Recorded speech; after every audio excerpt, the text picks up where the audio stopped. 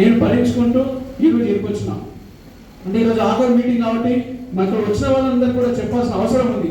కానీ ఏమి చేసినా కూడా నేను అంటే ప్రజలలో నిలిచిపోయే విధంగా నా వంతు ప్రయత్నం చేసిన. అసలు నిధుల విషయం అయితే కలెక్టర్తో మాట్లాడుతున్నాను, ప్రతి ఒక్కరితో అసలు డిపార్ట్మెంట్లో నేను లెటర్గా కుమార్ అడితే చెప్తారు ఎన్ని లెటర్లు ఇచ్చిన వరకు అసలు ఏం చేసింది ప్రయత్నం.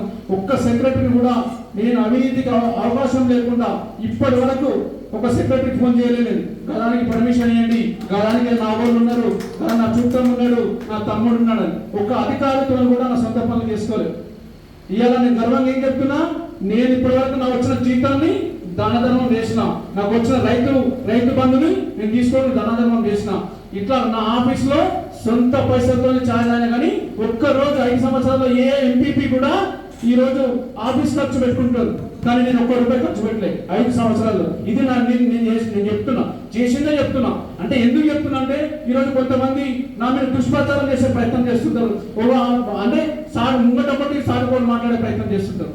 నిజంగా నా బ్యాడ్ టైం అనుకుంటా. నా పీరియడ్లో నిధులు రాకపోవడం, ఎంపీటీసీలు కూడా చాలా బాధపడ్డారు. వాళ్ళు అసలు నిధులు లేవు, ఏం చేస్తాం, ఉత్సవ విగ్రహాల్లో ఉన్నామంటే నేను కాలు కూడా మొక్కిన ఒక్కొక్కటి అధికారుల చుట్టూ నీళ్ళ కోసం మొక్కినా, నిధుల కోసం మొక్కినా, హెచ్ఎండి అధికారుల దగ్గర పోయినా, కానీ ఒక్కటి కూడా సహకరించారు.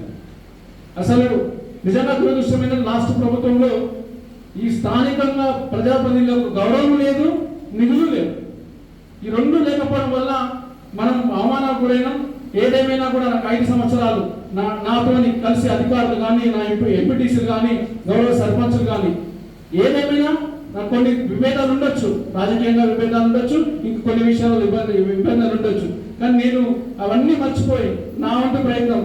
ఇప్పుడు మొన్న మా చెల్లి వచ్చింది, అన్న ఒక గుడికి అర్జెంటు నిధులు కావాలన్నది. నాకు అసలు దాన్ని ఎంట్రీ లేదు.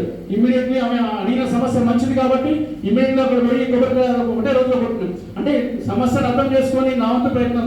రాజకీయాలకు పార్టీలకు అతీతంగా నన్ను ఎన్నుకున్నారు కాబట్టి నేను కూడా అదే విధంగా 5 సంవత్సరాలు పనిచేసిన. కార్యకర్తలకు అంటే ప్రజలందరికీ గట్టిగా సంబంధ ప్రజలందరికీ కూడా ఎన్ని సేవలు చేసినా వాళ్ళకి తెలుసు.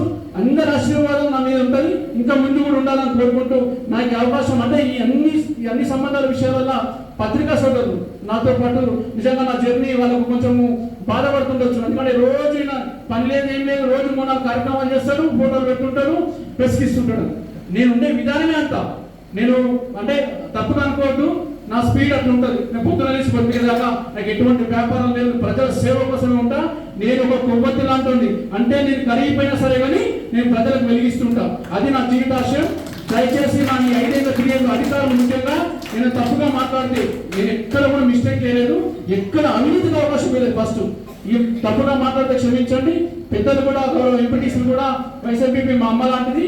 నాకు అమ్మ కోప్పడ్డా కూడా నేను సంరక్షించడం అయినా అమ్మ ఎప్పుడు నా వెంబడి ఉన్నది. అది ఒక్కరు రాజకీయ గౌరవం ఎంపీ విభేదించినా నా గురించి మంచిగా మాట్లాడుతుంది.